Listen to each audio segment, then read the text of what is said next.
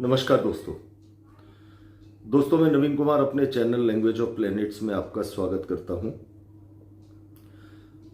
दोस्तों, ऊर्जा कारक मंगल कर्क राशि में प्रवेश कर चुके हैं। कर्क राशि मंगल की नीच राशि है। एक तरफ मंगल का नीच राशि में गोचर, दूसरी तरफ सूर्य का नीच राशि तुला में गोचर, शनि का वक्रीय होना, देवगुरु बृहस्पति का वक्रीय होना अपने आप में बहुत विलक्षण ग्रह स्थिति की तरफ इशारा करता है। आज हम बात करेंगे 20 अक्टूबर से लेकर 6 दिसंबर तक मंगल कर्क राशि में किस तरह के प्रभाव लेकर आए हैं। सभी लग्न वाले जातकों के लिए, सभी राशि वाले जातकों के लिए किस तरह के प्रभाव मंगल के देखने को मिलेंगे। दोस्तों, सबसे पहले एक छोटी सी बात यहां पर यह है कि मंगल का जब हम ज्योतिष में अध्ययन करते हैं तो हमको यह स्पष्ट दिखाई देता है कि मंगल हिंसा के कारक भी हैं, मंगल विध्वंस के कारक हैं। मंगल का नीच राशि में जाना साफ तौर पर यह स्पष्ट करता है कि हिंसा की घटनाएं भी आसपास देखने को मिलेंगी, क्योंकि अन्य ग्रहों की स्थिति भी इस दौरान उतनी बढ़िया नहीं है जितनी अच्छी स्थिति के लिए वो ग्रह जाने जाते हैं। मंगल की स्थितियों को हम अपने आसपास पहले से ही देख रहे हैं। यूक्रेन और रूस का एक लंबे समय से युद्ध चल रहा है। बांग्लादेश में हिंसा, अर्थात मंगल को कई लोग हिंसा के रूप में भुगत रहे हैं। अब हम बात करते हैं कि विशेष तौर पर 12 लग्न वाले जातकों के लिए साधारण तौर पर इस नीच के मंगल का क्या प्रभाव देखने को मिलेगा। दोस्तों, वीडियो को ज्यादा विस्तृत हम नहीं करेंगे, विशेष प्रभाव पर चर्चा सभी लग्न सभी जातकों के लिए करेंगे। सबसे पहले हम बात करेंगे मेष लग्न के बारे में। मेष लग्न के स्वामी मंगल कुंडली के चौथे भाव में कर्क राशि में नीच राशि में गोचर करेंगे तो कुंडली के 12वें भाव में गोचर कर रहे राहु की दृष्टि साफ तौर पर मंगल के ऊपर पड़ेगी। मेष लग्न वाले जातकों को 20 अक्टूबर से 6 दिसंबर के बीच में इस बात का विशेष ध्यान रखना होगा कि उन्हें बहुत संयम और धैर्य से अपने काम करने चाहिए। यदि स्वास्थ्य में किसी तरह का कोई उतार चढ़ाव दिखाई देता है तो आपको तुरंत उस पर कार्रवाई करने की आवश्यकता है। स्वभाव में चिड़चिड़ापन या झुंझलाहट आपके यदि रहती है तो आपको अपनी वाणी पर नियंत्रण रखने का प्रयास करना होगा, अन्यथा घर परिवार में आपके संबंध खराब होने की तरफ चले जाएंगे।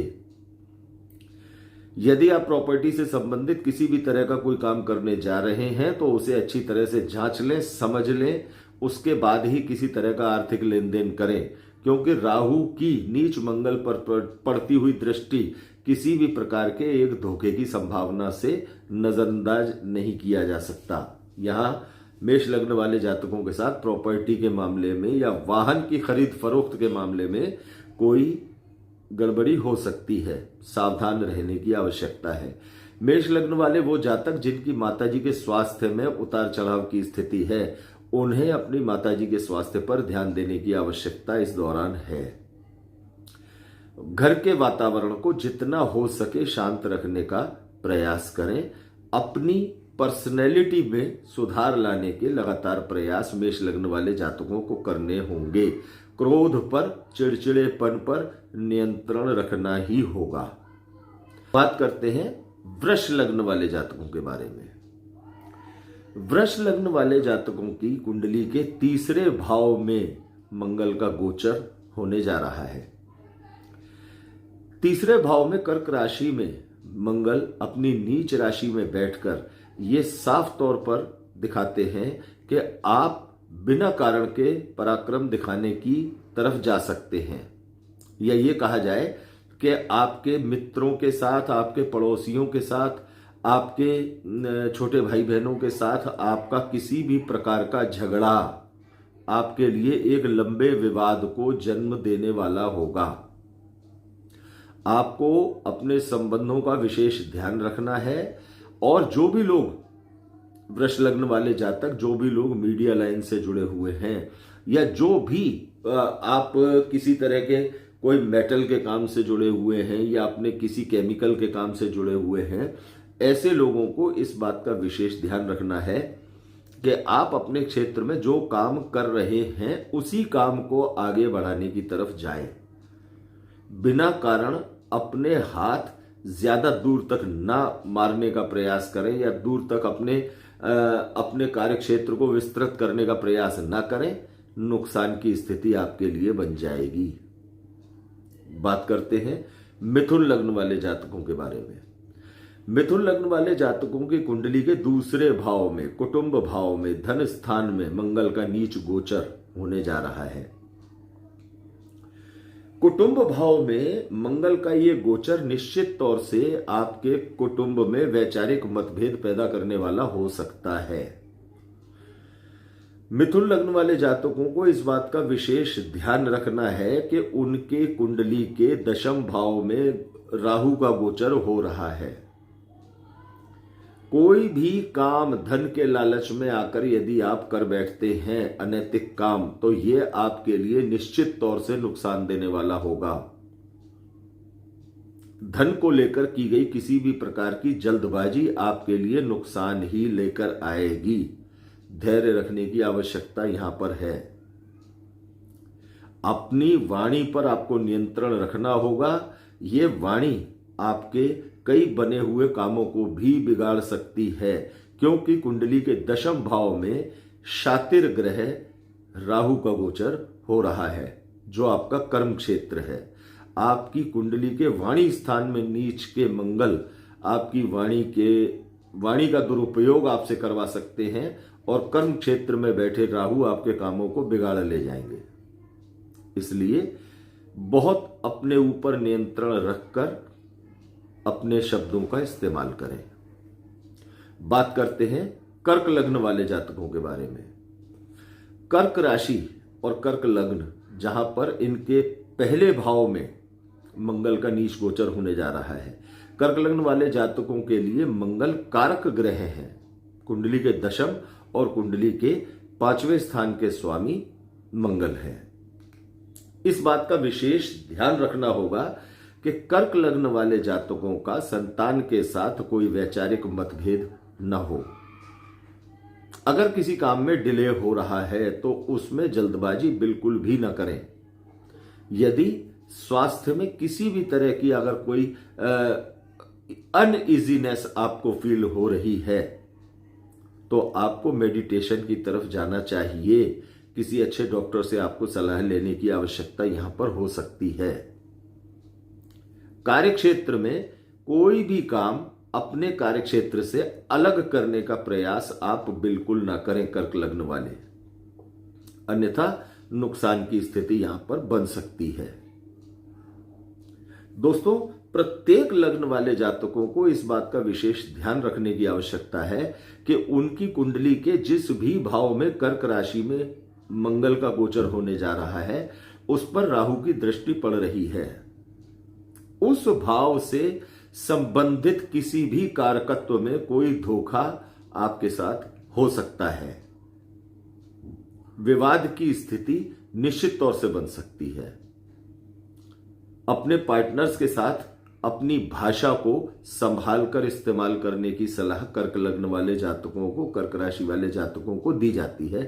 कारण यह कि आपकी एक्सपेक्टेशंस के हिसाब से काम इस दौरान होते हुए आपको नहीं दिखाई देंगे। बात करते हैं सिंह लग्न वाले जातकों के बारे में।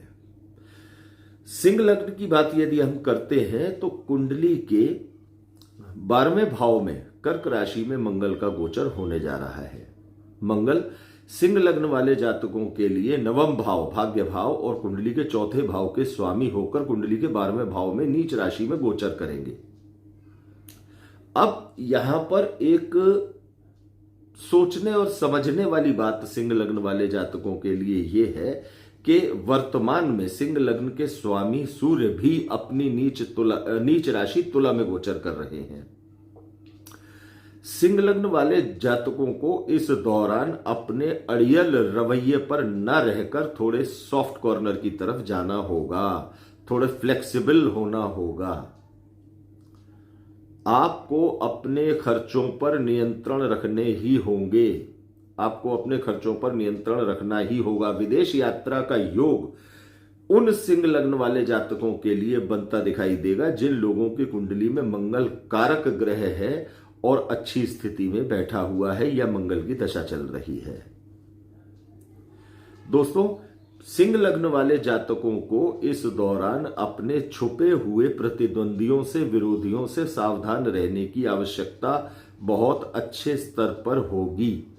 विशेष ध्यान रखें कि कोई आपके साथ आपका चहेता दिखने वाला कोई आपके खिलाफ ऐसा षड्यंत्र न कर जाए जो आपके लिए दिक्कत खड़ी हो जाए।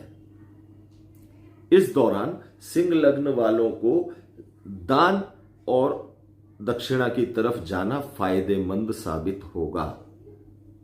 बात करते हैं कन्या लग्न के बारे में।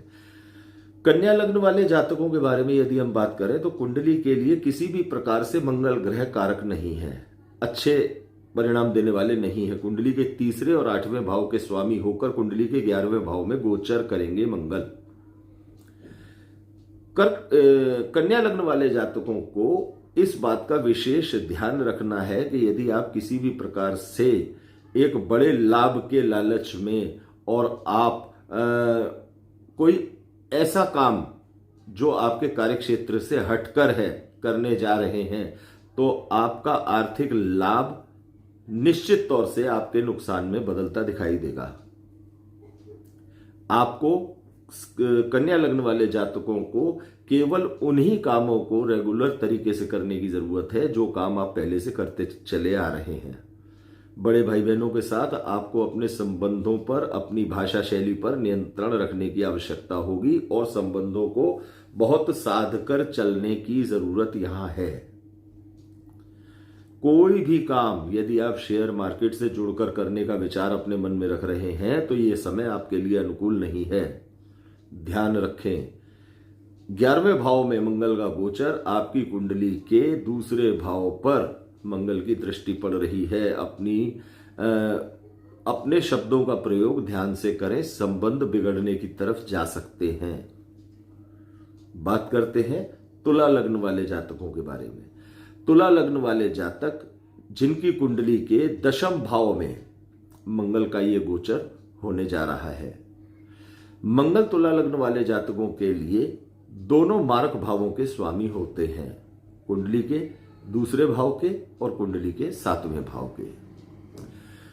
10म भाव में कर्म स्थान में मंगल का ये गोचर तुला लग्न वाले जातकों के लिए कर्म क्षेत्र में किसी षड्यंत्र की तरफ इशारा करता है या आपके हाथ से कोई ऐसा काम अचानक से हो जाए या आप किसी ऐसे शब्द का इस्तेमाल आप कर जाएं जो आपकी बदनामी की वजह आपके कर्म क्षेत्र में बन जाए।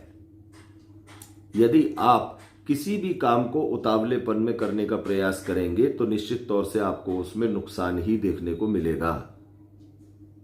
इसलिए किसी भी काम को करने की जल्दबाजी बिल्कुल ना करें। ध्यान रखें, अपने कर्म क्षेत्र में ज्यादा अपने एरिया से, अपने दायरे से बाहर जाकर कोई काम करने का प्रयास ना करें और किसी भी अनजाने व्यक्ति पर आप अपने कर्म क्षेत्र में भरोसा करने का प्रयास न करें, नुकसान की स्थिति बन सकती है। बात करते हैं वृश्चिक लग्न वाले जातकों के बारे में। वृश्चिक लग्न वाले जातकों की कुंडली में लग्न के स्वामी और कुंडली के 6ठे भाव के स्वामी मंगल कुंडली के 9वें भाव में, भाग्य भाव में गोचर करेंगे कर्क राशि में। कर्क राशि में मंगल का यह गोचर साफ तौर पर यह दिखाई देता है कि वृश्चिक लग्न वाले जातकों की ऊर्जा में विशेष कमी दिखाई देगी। उनकी एनर्जी काफी लो रहने वाली है। वृश्चिक लग्न वाले जातकों को किसी भी प्रकार से आलस्य से अपना बचाव करना चाहिए। एक्सरसाइज की तरफ, सुबह सुबह योगा और व्यायाम की तरफ आपको जाना चाहिए। यही मंगल का नवम भाव में गोचर आपके लिए शुभता प्रदान करने वाला भी हो सकता है, यदि आप अपनी ऊर्जा को नियंत्रित कर लेते हैं। अपने धर्म गुरुओं से, अपने पिता के साथ, अपने किसी भी प्रकार से जो आपके घर के बड़े बुजुर्ग हैं, आपको अभद्र भाषा का इस्तेमाल नहीं करना है वृश्चिक लग्न वाले, क्योंकि बहुत जल्दी एग्रेसिव हो जाते हैं और अपनी भाषा पर नियंत्रण नहीं रख पाते हैं। इसलिए वृश्चिक लग्न वालों को इस दौरान इन सब बातों का ध्यान रखने की जरूरत होगी। कोई भी काम हो, उसके रिजल्ट के लिए जल्दबाजी ना करें, थोड़ा धैर्य रखने का प्रयास करें। बात करते हैं धनु लग्न वाले जातकों के बारे में।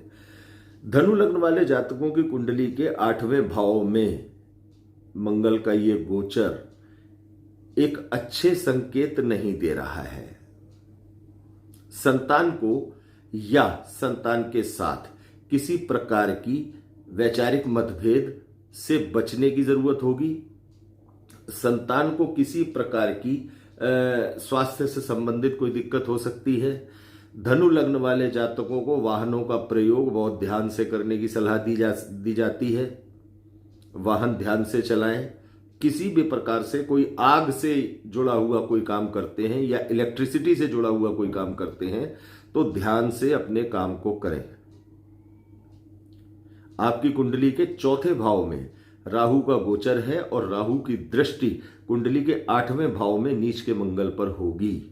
यहां राहु जरा सी गड़बड़ी में आपको एक बड़ी चोट मंगल के माध्यम से दे जाएंगे। धनु लग्न वाले जातकों को यह बात का विशेष ध्यान रखना चाहिए कि उनके लग्न के स्वामी कुंडली के 6ठे भाव में वक्रीय स्थिति में है। तो दोस्तों, धनु लग्न वाले जातकों को अपने स्वास्थ्य को लेकर थोड़ा ध्यान रखने की आवश्यकता है। चोट चपेट से बचने की जरूरत है और भी किसी भी नए काम में हाथ डालने से ऐसे लोगों को बचना चाहिए, क्योंकि लग्न के स्वामी भी वर्तमान में वक्रीय स्थिति में है। बात करते हैं मकर लग्न वाले जातकों के बारे में। मकर लग्न वाले जातकों की कुंडली के 7वें स्थान में कर्क राशि में मंगल का यह गोचर होने जा रहा है।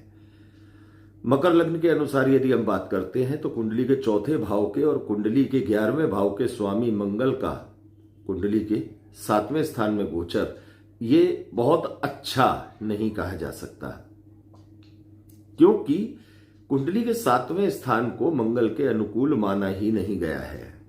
यहां पर पार्टनर के साथ दाम्पत्य जीवन में या अपने मित्रों के साथ आपके निश्चित तौर से वैचारिक मतभेद का वातावरण बन सकता है।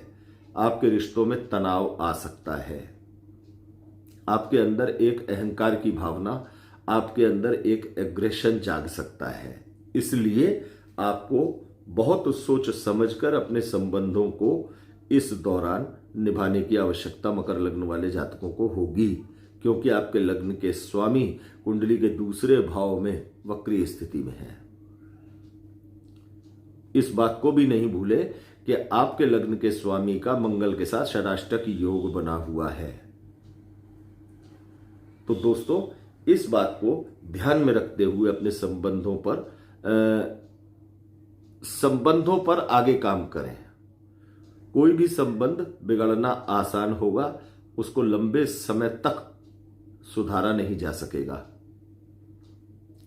किसी भी काम को, कारोबार यदि आप करते हैं तो उसे विस्तार की तरफ ले जाने का प्रयास इस दौरान न करें।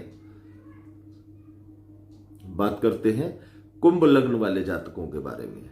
कुंभ लग्न वाले जातकों की कुंडली के 6ठे भाव में मंगल का ये गोचर इस बात को स्पष्ट तौर से दिखाता है कि इनके आलस्य में बहुत हद तक बढ़ा हुआ आलस्य रहने वाला है कुंभ लग्न वाले जातकों का। इन्हें अपने अनुशासन का बहुत ज्यादा ध्यान रखना होगा, क्योंकि इनकी कुंडली के 10th लॉर्ड दशम भाव के स्वामी भी मंगल हैं, जो कुंडली के 6ठे स्थान में नीच के हो गए हैं। यहां विशेष बात यह देखने को मिलेगी कि आपका किसी भी काम को करने के बाद उसके जल्दी रिजल्ट पा लेने की एक इच्छा आपका नुकसान कराएगी। 6ठा भाव रोग ऋण शत्रुओं को दिखाता है। किसी भी प्रकार के ब्लड के इन्फेक्शन के साथ या वायरल इन्फेक्शन के साथ या बुखार की वजह से आपको परेशानी आ सकती है। कुंभ लग्न वाले जातकों को, कुंभ लग्न वाले जातकों को डेली सुबह एक्सरसाइज करने की सलाह दी जाती है। अपने काम पर फोकस करना और अपनी नियमित दिनचर्या को बनाए रखना कुंभ लग्न वालों के लिए सबसे बड़ा उपाय सिद्ध होगा। अपने सीनियर्स के साथ किसी भी प्रकार के वैचारिक मतभेद से बचें। बात करते हैं मीन लग्न वाले जातकों के बारे में। दोस्तों, मीन लग्न वाले जातकों की कुंडली के 5वें स्थान में यह गोचर होने जा रहा है।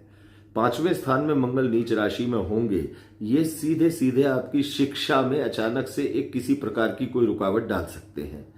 चाहे आप स्कूलिंग में है या हायर एजुकेशन में है, ये आपके लिए प्रॉब्लम क्रिएट कर सकते हैं, क्योंकि मंगल आपकी जन्म कुंडली के 5वें स्थान में बैठे हैं और नवम के स्वामी हैं।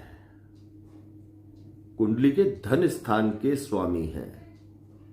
आपका यदि आप इस मंगल की नीच गोचर के समय में आप किसी भी प्रकार से शॉर्टकट से पैसा कमाने का विचार बनाते हैं, तो यह निश्चित तौर से आपके लिए नुकसानदायक सिद्ध होने वाला है, क्योंकि आपके लग्न में राहु बैठे हुए हैं। मीन लग्न में राहु का होना, मंगल का 5वें स्थान में कोई नीच राशि में होना, ये साफ दिखाई देता है कि एक शॉर्टकट के साथ पैसा कमाने की प्रवृत्ति इस दौरान मीन लग्न वाले जातकों के मन में जाग सकती है। तो आपको ध्यान रखने की आवश्यकता यहां पर है कि जल्दबाजी न करें, नुकसान हो जाएगा। अपने आर्थिक लाभ के चक्कर में अपने मान सम्मान को दांव पर न लगाएं। अपने धार्मिक क्रियाकलापों को विधिवत बनाए रखें, क्योंकि आपके लग्न के स्वामी कुंडली में 3रे स्थान पर वक्रीय है। तो दोस्तों, 20 अक्टूबर से 6 दिसंबर तक जो मंगल अपनी नीच राशि में गोचर करेंगे, इसके संभावित परिणाम सभी लग्न वालों के लिए इसी प्रकार से रहने की उम्मीद है। अगले वीडियो में चर्चा करेंगे किसी और विषय पर।